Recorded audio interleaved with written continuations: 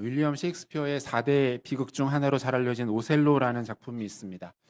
내용이 이렇습니다. 작품의 주인공은 베네치아의 군인 오셀로입니다. 아랍계 이방인이었고 무슬림이었어요. 그러다 보니 어려서부터 수많은 인종차별과 상처, 모욕, 멸시를 당합니다.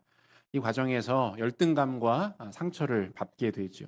그럼에도 불구하고 그는 특유의 용맹스러움과 지혜로움으로 전쟁터에 나아가 수많은 공을 세웠습니다. 이러한 공로를 인정받아 장군의 자리에까지 오르게 되었고 베네치아 귀족 가문의 여인과 결혼을 하게 됩니다.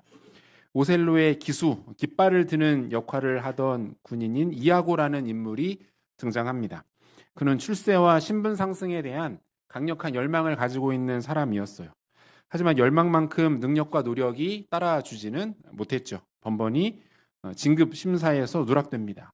그로 인한 열등감, 또 패배감에 젖어 살아가고 있었어요. 이아고는 오셀로의 부관 자리를 탐내고 있었습니다. 그 부관 자리에 앉아있던 캐시오라는 사람을 시기하며 질투하곤 했습니다. 어떻게 하면 캐시오를 저 자리에서 끌어내고 내가 저 자리에 오를 수 있을까 고민했습니다. 이아고가 생각해낸 것은 캐시오와 오셀로 장군의 아내가 불륜 관계에 있다라는 루머를 퍼뜨리는 것이었어요. 오셀로는 그만 이 루머에 속고 맙니다. 평소 그가 가지고 있었던 이방인이라는 열등감, 이로 인해 처가에서도 자신을 인정해주지 않는다는 상처가 그의 시기심과 질투심에 제대로 불을 지르고 말았다는 것이죠.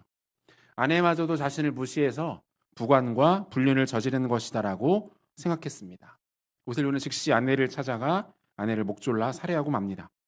얼마 후 오셀로는 이 모든 것이 이아고가 지어낸 거짓말이라는 것을 알게 됩니다. 자신의 경솔함과 어리석음을 깊이 후회하고 죄책감에 빠져서 결국 스스로 극단적인 선택을 하고 맙니다. 이아고의 피해의식과 열등감이 사건의 불씨가 되었고 오셀로가 가지고 있었던 시기와 질투심이 이 비극의 촉매제 역할로 작용하게 되었다는 것이죠. 이 오셀로라는 이 셰익스피어의 작품은 인간이 가지고 있는 열등감과 피해의식이 어떻게 시기와 질투의 감정으로 발전하는지를 인물들 간의 갈등을 통해서 우리에게 잘 보여줍니다. 동시에 그 감정이 인간의 마음과 이성을 얼마나 비참하게 망가뜨릴 수 있는지에 대해서도 생생하게 고발하고 있는 것이죠. 예수님 당시부터 오늘의 본문의 배경이 되는 약 3년여간의 시간 동안에 유대 종교 지도자들을 붙들고 있었던 감정도 바로 이 시기와 질투였어요. 이 감정이 발전해서 예수님을 십자가에 못 박게 됩니다. 이제는 동일한 감정이 사도들을 향하여 분출되고 있었던 거예요. 보면 17절을 보니까 대제사장과 그와 함께 있는 사람, 즉 사두개인의 당파가 다 마음에 시기가 가득하여 일어나서 이렇게 되어 있습니다. 여기서 시기라는 단어가 헬라어로 젤루라는 단어가 사용되고 있는데 이 헬라어 젤루에서 파생된 단어가 질투라는 뜻을 가진 영어 단어 젤러시라는 단어예요. 유대 종교 지도자들이 예수님을 십자가에 못 박아 죽이고 사도들을 박해한 이유는 종교적인 차원의 문제, 신학적인 논쟁 때문이 아니었습니다. 민족주의적 가치 때문도 아니었어요. 어떠한 거창한 거대 담론 때문에 이 일들이 벌어진 게 아닙니다. 본질은 그들 마음속에 일어난 시기심 때문이었다라고 말할 수 있어요. 예수님이 미웠던 겁니다. 그 제자들도 꼴보기가 싫었던 거예요. 이 얼마나 천박하고 얄팍한 이유와 명분입니까? 오늘 우리가 읽은 본문에는 유대의 종교 지도자들로 대표되는 반복음적 정서, 그리고 사도들을 통해서 나타나는 복음의 영광스러운 선포가 극명하게 대립되어 나타나고 있습니다. 구체적인 내용들을 한번 살펴보도록 하겠습니다. 먼저는 이 종교 지도자들의 모습에 대해서 한번 살펴보죠. 대제사장이 등장합니다. 안나스라는 인물인데요. 예수님 직접 신문했던 사람입니다. 죄가 발견되지 않았음에도 불구하고 어떻게 합니까? 예수님을 빌라도에게 넘깁니다. 예수님을 살해할 수 있는 공식적인 명분을 만들어 달라라는 것이었죠. 그 의롭지 못한 인물이 여전히 대제사장 자리에 앉아 있어요. 사두개인의 당파가 등장하죠. 사두개인은 바리새파와 함께 유대인들에게 최고 권위를 갖는 종교회의, 산헤드린 공의회의 주축 세력입니다. 이들의 특징은 천사, 귀신 등과 같은 신비한 존재, 영적인 현상들을 인정하지 않을 뿐만 아니라 죽은 자의 부활을 절대로 인정하지 않는다라는 특징을 갖고 있어요. 예수님도 예수님이지만 제자들이 더 미웠겠죠. 왜 그렇습니까? 제자들이 힘써 외치고 증거했던 것이 무엇이었어요? 예수 그리스도의 부활이었기 때문에 그래요. 만에 하나 진짜로 예수가 살아났다면 그들의 중요한 교리 체계는 모두 무너지고 맙니다. 자신들의 교리와 전통을 지키기 위해서라도 부활을 말하는 제자들의 입을 막아야 했고, 나아가 그들을 제거해야만 했던 것이죠. 예수의 십자가 사건을 통해서 대제사장들과 사두개인들은 아마 더욱더 깊이 유착되었을 것이 분명해 보입니다. 이들의 마음에 지금 시기심이 가득한 거예요. 그들의 마음에 시기심이 가득했던 이유 뭡니까? 기득권을 빼앗기게 되었기 때문입니다. 대제사장을 비롯한 유대 종교 지도자들은 당시 유대 사회에서 막강한 권한을 독점하고 있었습니다. 백성들 앞에서 하나님을 대리하는 존재였거든요. 신적인 권위를 갖고 있었다라는 거예요. 어디 그뿐입니까? 그로 인한 존경, 명예, 부와 권력 등 각종 특권을 모두 소유하고 있었습니다. 하지만 예수님이 오시고 예수님의 공생애가 시작되면서 모든 것이 흔들리기 시작합니다. 예수님의 탁월한 말씀 선포, 복음 증거, 그리고 나타나는 여러 기적과 이사들, 표적을 통해서 기존의 질서가 완전히 뒤집어지게 되죠. 당연히 백성들의 사랑, 관심, 존경이 종교 지도자들에게서 예수님께로 돌아섰고, 종교 지도자들은 이러한 현상을 좌시할 수가 없었던 거예요. 우여곡절 끝에 예수를 제거합니다.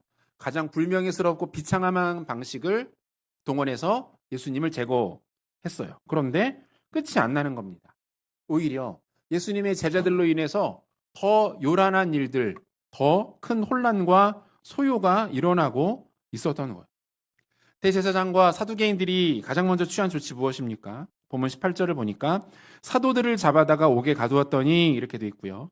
21절 하반절에도 보면 대제사장과 그와 함께 있는 사람들이 와서 공회와 이스라엘 족속의 언론들을 다 모으고 사람을 옥에 보내어 사도들을 잡아오라 하니라 이렇게 되어 있습니다. 잡아서 그들을 감옥에 가두고 재판까지 열고 있어요. 구속하고 기소함과 동시에 재판까지 다이렉트로 진행하고 있는 거예요. 이유는 동일합니다.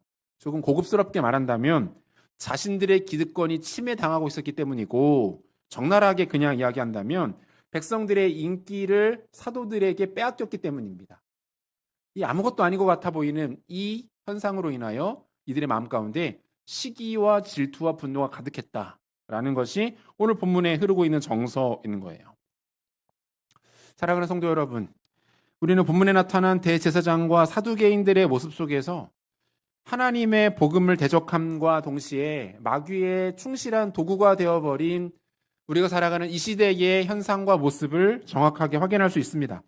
두 가지 모습 생각해 볼 수 있는데, 첫 번째는 진리가 아닌 탐욕을 따라간다는 거예요. 진리가 아닌 탐욕을 쫓아갑니다. 유대 종교 지도자들의 관심은 처음부터 진리는 무엇인가, 하나님의 뜻과 마음은 어디에 있는가에 있지 않았습니다. 관심이 별로 없었어요. 전혀 종교적이지 않은 사람들이 종교인의 가면을 쓰고 그 자리에 앉아 있었다는 거죠.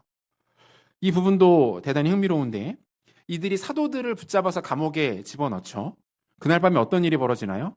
본문 19절부터 21절 상반절까지를 보니까 주의 사자가 밤에 옥문을 열고 끌어내어 이르되 가서 성전에 서서 이 생명의 말씀을 다 백성에게 말하라 하매 그들이 듣고 새벽에 성전에 들어가서 가르치더니 이렇게 되어 있습니다. 하나님께서 천사를 보내십니다.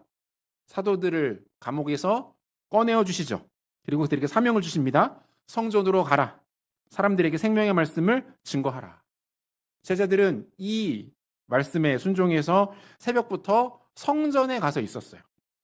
그런데 대제사장과 사두개인들은 자신의 앞마당에서 이러한 일들이 벌어지고 있는 것을 전혀 알지 못합니다. 아무 생각 없이 재판을 준비하고 있었고, 사도들의 행방에 대해서는 뒤늦게서야 보고를 받게 되죠. 이 부분이 참 어이없는 장면인 거예요. 이들은 밤새 어떤 일이 일어났는지, 그 일이 어떻게 일어났는지, 누가 그 일을 행했는지, 왜 일어났는지 전혀 관심이 없습니다. 심지어 이 일에 대하여 놀라거나 궁금해하지도 않아요. 왜 그렇습니까? 이들의 유일한 관심사는 뭐예요? 진리가 어디 있는가? 하나님의 뜻이 어디 있는가가 아니에요. 사도들을 겁박하여 그들을 제압하는 것이 유일한 관심사입니다. 왜요? 그래야만 자신들의 안위, 자신들의 기득권, 현재 누리고 있는 것을 지킬 수 있었기 때문이죠. 이 사람들이 따르고 있는 것은 진리가 아닙니다. 종교인이라는 껍데기는 뒤집어 쓰고 있었는지 모르지만 그 누구보다 세속적인 존재들이 바로 대제사장과 종교 지도자들이었던 거예요. 당장 지금 느끼는 만족, 소유, 쾌락, 즐거움에만 몰두해 있는 마치 어리석은 영적 하루살이들에 불과했다라고 말할 수 있는 거예요. 몇 해 전에 한 미국의 언론조사 기관이 OECD 가입국 국가 중 17개 국가 국민들 1만 9천 명을 대상으로 설문조사를 진행한 데이터가 있습니다. 이런 질문이 있었어요. 당신의 삶을 의미 있게 만드는 가치는 무엇입니까? 어떠한 가치들이 당신의 삶에 만족과 의미를 제공합니까? 이런 질문을 던진 거예요. 거의 대부분의 국가에서 비슷한 답변들이 나왔습니다. 압도적인 1위가 가족이었고요. 다음으로는 직업, 건강, 친구, 물질적 풍요 이런 답변들이 뒤를 이어서 쭉 나왔어요. 그런데 한국에서만 유독 독특한 현상이 발견됩니다. 한국에서만 무려 62%의 사람들이 물질적 풍요를 1위로 꼽았어요. 가족, 직업, 건강 이거보다 진짜 의미 있는 것은 물질적 풍요다라고 답변한 비중이 무려 62%. 이 답변 중에 종교가 차지하는 비율도 의미가 있는데 미국인들은 무려 15%의 사람들이 종교가 중요한 가치가 있다 이렇게 대답을 했습니다. 미국이 기독교 국가이다 보니 아마도 성경에 대한 가치관, 교회에 대한 마음이 담겨 있을 거라고 생각이 되어져요. 반면 한국인들은 단 1%의 사람들만 종교를 의미 있는 가치로 꼽았습니다. 한국 사회 현실을 참 잘 보여주는 자료라고 생각합니다. 이 시대의 가치, 특별히 우리가 살아가고 있는 이 땅에 만연해 있는 사람들의 주된 관심사가 안타깝게도 진리가 아니라는 거예요. 삶의 의미를 위한 철학적 탐구도 아닙니다. 이 사회의 가장 큰 관심은 당장의 필요와 만족을 채우는 것에 있고 자신의 탐욕을 충분하게 채워주는 그 대상으로서 그 가치의 최고를 돈으로 여기고 있다는 것을 어렵지 않게 확인해 볼 수 있는 자료입니다. 여러분, 참 안타까운 것은 무엇입니까? 이러한 양상들이 구원받은 하나님의 백성들에게도 예외 없이 나타나고 있다는 거예요. 하나님의 백성들조차 어떻습니까? 하나님의 뜻과 섭리에 대해서 관심을 갖지 않습니다. 나를 향한 하나님의 뜻은 어디 있는가? 우리 가정을 향한 하나님의 계획은 무엇인가? 고민하지 않아요. 그보다는 세상의 논리와 질서를 받아들입니다. 어떻게 하면 더 많은 부를 얻어 자녀들을 잘 교육시키고 윤택하게 살아갈 수 있을까? 더 적극적으로 그것에 편중하려고 합니다. 그것에 투자하면 돈을 더 많이 번다더라. 그렇게 하면 성공할 수 있다더라. 모두가 그렇게 한다더라. 물질적 가치에 기반한 욕구만 남게 됩니다. 영적인 관심은 다 사라져버리고 남아있지 않아요. 여러분, 이러한 시대와 공동체는 반드시 방종으로 치닫게 됩니다. 인간의 존엄성은 사라져요. 모든 것이 돈과 물질적 가치로만 평가되고 대체됩니다. 하나님의 뜻을 구하거나 찾지 않습니다. 결국 그 사회 전체는 물론이고 사회를 구성하는 개인조차 영적인 가치를 상실하게 되고 그저 이 땅에서 잠깐 살아가다가 영원한 가치를 잃어버린 채 비참한 결말을 맞으려 할 수밖에 없게 된다는 거예요. 종교 지도자들에게서 발견하는 이 시대의 모습 두 번째는 무엇입니까? 그들이 세상을 동경하지만 동시에 두려워하고 있다는 거예요. 앞에서도 잠깐 살폈지만 대제사장과 사두개인들은 사도들이 너무 미웠습니다. 싫었어요. 그렇다고 해서 그들을 함부로 대할 수도 없었습니다. 왜 그렇습니까? 많은 백성들이 이 사도들을 존중하며 신뢰하고 있었기 때문에 그래요. 본문 26절을 보면 상전 맡은 자가 부하들과 같이 가서 그들을 잡아왔으나 강제로 못함은 백성들이 돌로 칠까 두려워함이더라 이렇게 돼 있고 사도행전 4장 21절 상반절에도 비슷한 양상이 펼쳐지죠. 관리들이 백성들 때문에 그들을 어떻게 처벌할지 방법을 찾지 못하고 다시 위협하여 놓아 주었으니 이 사람들이 두려워하고 있는 건 뭐예요? 모순적이죠. 많은 백성들이 지지와 사랑을 얻기를 원하지만 동시에 그들을 두려워합니다. 백성들이 자신들을 비난하고 떠나버릴까 봐 나아가 백성들이 밀란이나 소요를 일으킬까 봐 그것을 지금 염려하고 있는 거예요. 이들이 예수님을 처음 대할 때도 그랬죠. 예수님이 눈에 가시와 같았습니다. 빨리 제거하고 싶었어요. 그런데 섣불리 대응할 수는 없었습니다. 예수님에게서 뿜어져 나오는 신적인 권위, 권세 때문이기도 하겠지만 결정적으로 이들이 민심의 향방, 사람들의 반응을 예의주시하고 있었기 때문에 그래요. 고대 중국의 철학자였던 순자가 했다는 유명한 말이 있습니다. 수죽제주, 수죽복주. 이게 무슨 뜻입니까? 백성은 민심은 물과 같아서, 그리고 임금은 배와 같아서 민심이 임금을 띄울 수도 있고 민심이 임금을 전복시킬 수도 있다, 이런 뜻이죠. 아마도 대제사장들과 사두개인들은 이러한 원리를 이해하고 있었는지도 모르겠어요. 이 정도 되면 이들을 가리켜서 성직자나 종교인이라고 볼 수 없습니다. 하나님의 눈치를 보지 않아요. 하나님의 의중을 살피지 않습니다. 사람들의 눈치를 보고 사람들의 생각을 읽어내고 그것에 기민하게 편중하려고 하는 철저하게 정치인적인 모습들이 이들 가운데 나타나고 있었던 거예요. 여러분 어떻습니까? 너무나도 모순적인 세상적 원리 아닙니까? 우리도 그렇죠. 세상에서 그토록 우리가 원하고 바라던 그 무언가가 있습니다. 그걸 가지면, 그 상태를 이루면, 그 지점에 도달하면 행복할 것 같아요. 만족스러울 것 같습니다. 그런데 어떻습니까? 그것들이 결정적으로 우리를 무너뜨리고 침몰시키는 역할도 합니다. 이 시대 많은 사람들이 인생 최고의 목표를 많은 부를 이루는 것으로 잡습니다. 그런데 어떤가요? 바라고 원하는 대로 쉽게 이루어지던가요? 그토록 원하고 동경하던 부의 가치들을 쫓아가다가 더 큰 아픔과 실패를 경험하는 경우들을 많이 봅니다. 사람을 의지하고 좋아하시는 분들이 있죠. 그런데 어떻습니까? 어느 한순간 자신이 그토록 의지하고 사랑했던 사람에게 상처를 받고 버림을 받고 크게 고통을 당하기도 합니다. 사람들 때문에 정신적인 고통을 당하고 나중에는 사람 자체를 두려워하는 모습들도 어렵지 않게 볼 수 있습니다. 자승자박이라고 하죠. 자신이 원하고 추구하던 그 무엇이 결국 자기 스스로를 올가매어 공경에 빠뜨리는 일들을 우리는 자초한다는 거예요. 성경에도 이런 인물이 있습니다. 대표적인 인물이 솔로몬이라는 인물이에요. 하나님께서 그에게 지혜를 주셨습니다. 국가의 형통을 허락해 주셨어요. 그는 자신이 받은 은혜 위에 더 부강하고 강력한 제국을 세우기를 원했습니다. 어떻게 합니까? 이웃 국가들과 정략 결혼을 하기 시작합니다. 이 일을 통해서 군사적으로 외교적으로 좋은 관계를 만들어 놓으면 자신이 이룩한 나라는 더 견고하게 될 것이고 더 많은 더 강력한 왕권을 이룰 수 있을 것이다 라고 생각했던 거예요.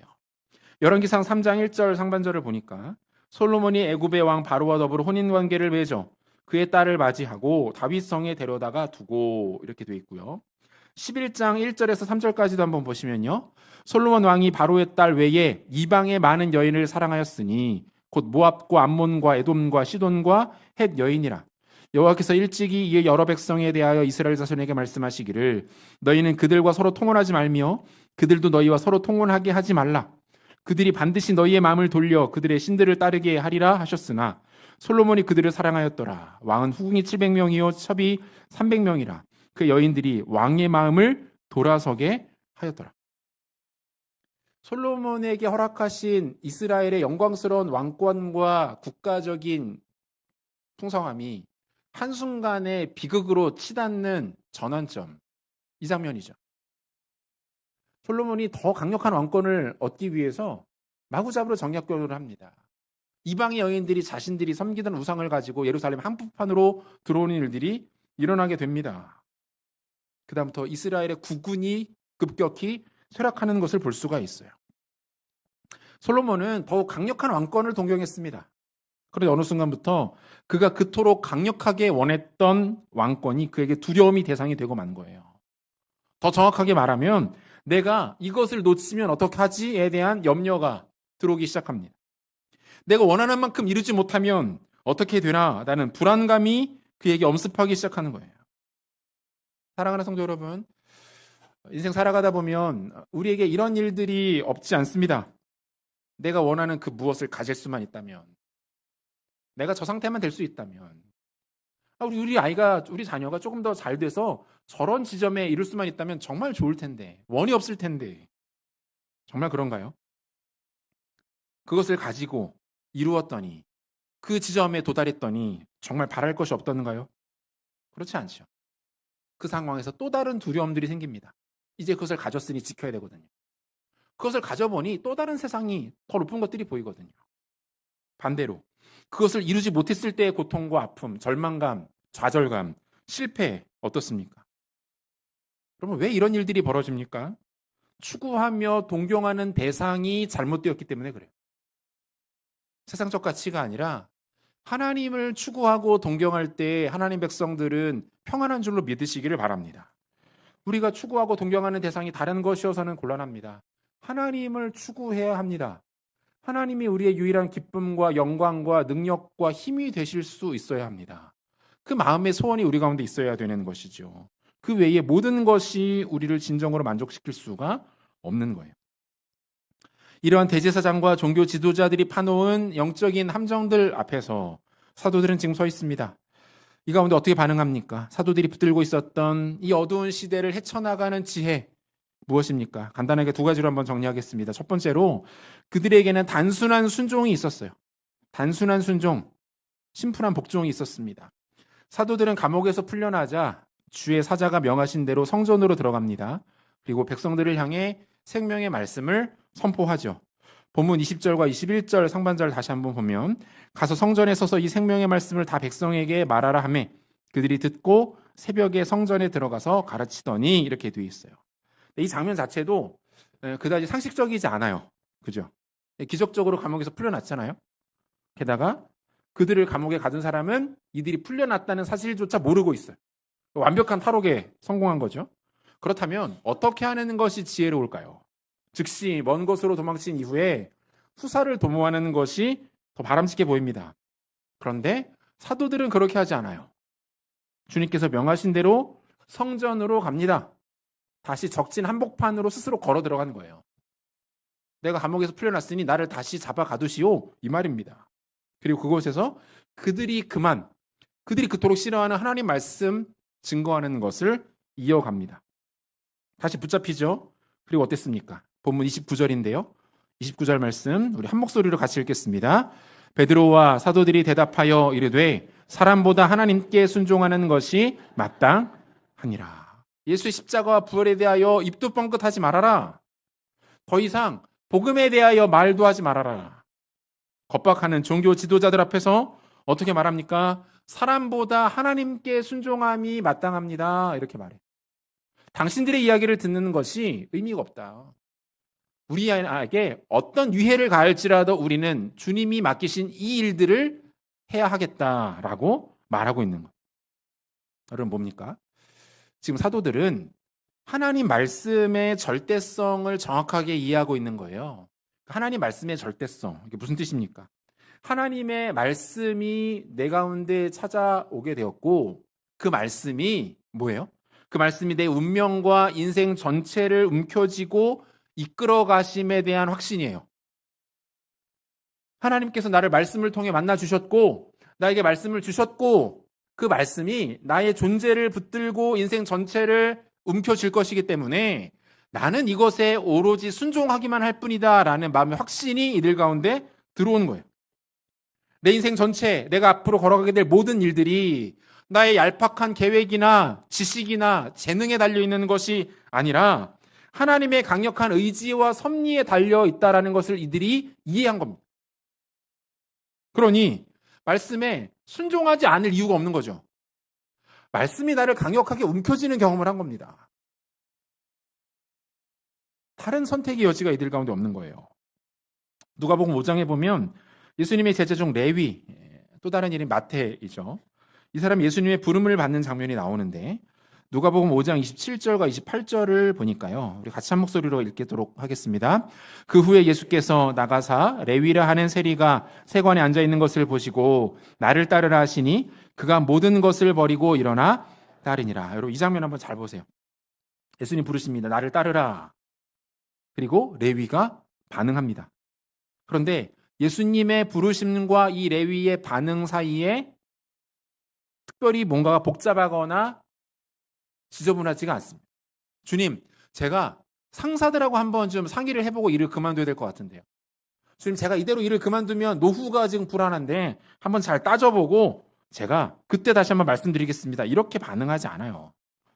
레위가 이성적으로 합리적으로 접근하는 것이 아니라 뭡니까? 예수님의 영적 권위 앞에 압도되어서 그분을 따르고 있다라고 보는 것이 맞습니다. 거부할 수 없는 부르심이 있는 거예요. 단순한 제안이 아닙니다. 설득이 아닙니다. 거부할 수 없는 영적인 초청이 있었던 거예요. 너 계속 그렇게 살 거니? 나와 함께 하지 않겠니? 내가 이끌어가는 인생 가운데 동참해보지 않겠니? 거부할 수 없는 영적 부르심이 있었고 이 부르심 앞에 레위가 압도되어 반응하고 있는 거예요. 이 사건을 독일의 신학자이자 목회자인 본 회퍼가 이렇게 설명하고 있는데요. 한번 들어보세요. 부르심과 복종의 유일한 근거는 예수 그리스도 자신이시다. 그분은 부르시는 분이시다. 세리가 따라 나서는 것은 그래서이다. 예수의 권위는 절대적이고 직접적이며 그 근거를 댈 필요가 없는 것이라는 사실이 이 만남에서 증명된다. 여러분 무엇을 말합니까? 죄인이었던 인간이 예수님을 인격적으로 만나게 되면 나타나게 되는 몇 가지 현상들이 있는데 그 중에 하나가 바로 이 단순하고 직접적인 순종입니다. 계산하고 분석해서 하는 순종이 아니에요. 심지어 의지를 갖고 노력해서 보이는 순종도 아닙니다. 뭐 의지와 열심을 들여 순종하는 것이 무의미하다 이런 말씀을 드리는 게 아니에요. 죄인이 예수님을 만나서 구원받고 그분의 소유와 자녀가 되는 그 순간에 나타나는 본질적인 순종이 있다는 거예요. 아마 여러분들도 이 과정을 이미 경험하셨을 거예요. 예수님이 나를 부르시는구나. 나를 당신의 소유로 삼기를 원하시는구나. 그러면서 우리 가운데 제시하시는 새로운 인생의 길들이 있는데 그 가운데 우리가 동참하고 있는 겁니다. 더 이상 내가 나의 주인이 아닙니다. 나를 기쁘게 하는 것은 세상적 가치가 아닙니다. 돈과 명예와 성공과 잠깐의 만족이 우리를 온전히 만들지 못합니다라는 고백이 우리 가운데 터져나오게 되는 거예요. 세상적으로 봤을 때는 도저히 말이 안 되는 결정과 행동을 하게 됩니다. 그 결정을 했는데 불안하거나 두렵지가 않은 거예요. 이러한 순종이 나오게 되는 거예요. 우리의 인격 전체가 반응하는 순종의 모습이 있다는 겁니다. 제자들에게서 이 모습이 발견돼요. 그 순종을 통해서 그들은 영적 어두움과 대적들의 거센 공격을 이겨낼 수 있었던 것이죠. 이 순종이 어떻게 가능합니까? 예수님 바라볼 때 가능합니다. 그분께 집중하면 용기와 능력이 생깁니다. 마치 검은색 종이에 돋보기로 태양빛을 모으면 순식간에 타들어가는 것처럼 예수님께 대한 집중, 주님을 부르고 주님을 바라보고 그분을 묵상할 때에 우리가 우리의 존재 자체를 주님께 내어드릴 수 있는 순종이 비로소 가능한 거예요. 사랑하는 성도 여러분, 한 주간 세상 살아가면서 예수님에 대해서 얼마나 생각하십니까? 예수님의 이름을 과연 몇 번이나 부르십니까? 그분이 나를 구원하신 분이라는 사실, 그분의 십자가와 보혈의 공로가 나를 구원했다라는 사실 앞에 멈춰서서 감격하고 감사하며 기뻐하시는 순간이 얼마나 되십니까? 예수님의 이름을 부르고 그분을 묵상하는 것이 우리의 삶의 가장 큰 능력이 되는 줄로 믿으시기를 바랍니다. 죄와 죽음에서 나를 꺼내주시고 건져주신 그 주님 바라보고 그분을 향한 우리의 인격과 인생의 단순하면서도 명확한 순종의 모습을 통해서 모든 세상적 어려움과 흑암의 권세를 능히 이겨내는 지혜로운 성도님들 되시기를 소원합니다. 사도들이 갖고 있었던 영적 지혜 두 번째는 복음 앞에서 다른 여지를 두지 않았다는 겁니다. 여러분, 구원이 한 사람의 심령 가운데 임하게 되면 인생 자체가 대단히 심플해집니다. 단순해지는 거예요. 먼저 우리에게 있는 가장 큰 난제이자 두려움이 뭡니까? 모든 인간이 가지고 있는 가장 큰 두려움, 죽음에 대한 공포죠. 죽음은 무엇인가? 죽음 이후에 어떤 일이 어떻게 벌어지는가? 나는 과연 구원받을 수 있는가? 죽음을 두려워합니다. 그런데 예수님을 만나고 나면, 구원받고 나면 죽음의 문제가 근본적으로 해결되죠. 물론 우리 모두 육체적 죽음을 경험하게 되겠지만 그것이 끝이 아니라는 것을 우리는 잘 압니다. 오히려 지금보다 더 복되고 행복한 결말, 영원한 생명, 영원한 하나님 나라에 들어가게 된다는 것을 우리가 알고 있어요. 그러므로 죽음 자체가 두렵거나 그것이 우리 가운데 절망적이지 않습니다. 또한 어때요? 내 인생의 모든 걸음, 우리의 가정, 우리의 자녀들, 우리가 걸어가는 모든 순간순간을 하나님이 직접 책임지신다는 것을 깨닫게 됩니다. 예수 믿는 자들에게 나타나는 아주 중요한 특징이에요. 내가 혼자 걸어가는 게 아니구나. 보호자가 있구나. 이전에는 고아였어요. 내가 모든 것을 다 결정해야 됐고, 알아서 살아가야 했고, 헤쳐나가야 됐고, 문제를 해결해야만 했습니다. 그마저도 미흡했고 부족했어요. 당연히 불안과 염려가 끊이지 않았겠죠. 그런데 이제는 아닙니다. 하나님이 우리 아버지가 되어주시는 거예요. 주인이 되어주신다는 거예요. 인도자가 되어주신다고 합니다. 반석과 방패가 되어주신다라고 말씀하고 있는 거예요. 우리가 해야 될 일은 뭡니까? 그분께 맡겨드리는 것. 의뢰한다고 하죠. 나의 문제, 상황, 형편 맡겨드리고 하나님께서 이끌어 가실 것을 묵묵히 바라보는 것. 그때그때마다 주시는 말씀에 순종함으로 반응하는 것. 이게 전부예요. 담임 목사 되고 나서 가장 많이 하는 기도 중에 하나가 뭐냐면 이 교회의 주인은 주님이십니다. 이 고백. 주님, 이 교회의 주인이 주님이십니다. 때로는 막막할 때가 있죠. 어떻게 해야 되나? 어디로 가야 되나? 어떤 결정을 어떻게 내려야 되나? 그 표현을 어떻게 해야 되나? 고민과 긴장감이 몰려올 때가 있어요. 그러면 제가 하던 일이나 고민을 멈추고 기도합니다. 주님, 이 교회가 주님의 것입니다. 하나님께서 당신의 귀한 백성들을 이곳에 모아주셨고 이끌어 주십니다. 그러니까 주님이 책임지세요. 주님께 내어드립니다. 맡겨드려요. 이렇게 기도하면 신기하게 마음 가운데 평안이 임합니다. 두려움과 불안이 사라지는 것을 경험합니다. 사랑하는 성도 여러분, 하나님이 나의 주인과 인도자가 되어주신다라는 사실을 제대로 경험한 사람은요, 주님을 떠날 수가 없습니다. 그게 안 되는 거예요. 하나님이 나의 아버지시구나.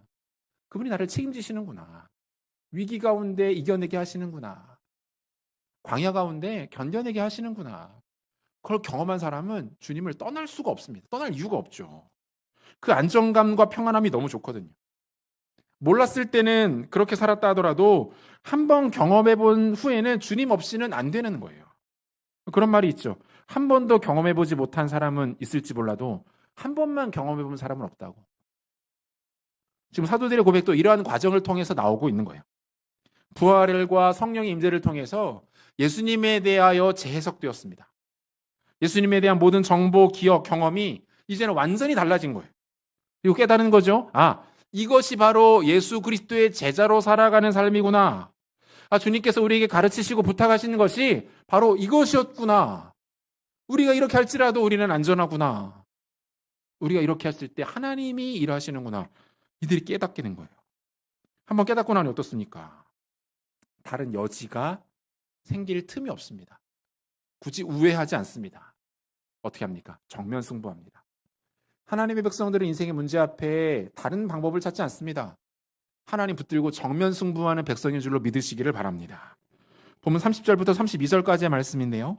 우리 한 목소리로 같이 한번 읽겠습니다. 너희가 나무에 달아 죽인 예수를 우리 조상의 하나님이 살리시고 이스라엘에게 회개함과 죄사함을 주시려고 그를 오른손으로 높이사 임금과 구주로 삼으셨느니라. 우리는 이 일의 증인이요 하나님이 자기에게 순종하는 사람들에게 주신 성령도 그러하니라 하더라. 지금 사도들이 뭐라고 말합니까? 여러분들이 아무리 그렇게 거절하고 다른 소리를 하고 우리를 겁박하고 협박한다 할지라도 우리는 다른 선택을 할 수가 없습니다. 예수님 십자가에 달려 죽으셨지만 부활하셨고 승천하셔서 지금도 살아계시고 우리에게 성령을 부어주고 계십니다. 우리가 그 능력을 힘입어 오늘을 살아갑니다. 이 진리를 우리는 전하지 않을 수 없습니다. 다른 대안이 없다는 거예요. 사랑하는 성도 여러분, 오늘을 살아가는 우리도 마찬가지입니다. 다른 생명의 길은 없습니다. 행복이 공급되어지는 다른 루트가 없어요. 진정한 만족과 평안과 위로를 얻을 수 있는 다른 곳은 존재하지 않습니다. 잠시 잠깐 그것이 주어지는 것처럼 보이지만 들의 풀처럼 곧 불타고 사라져 말라버릴 것이 분명합니다.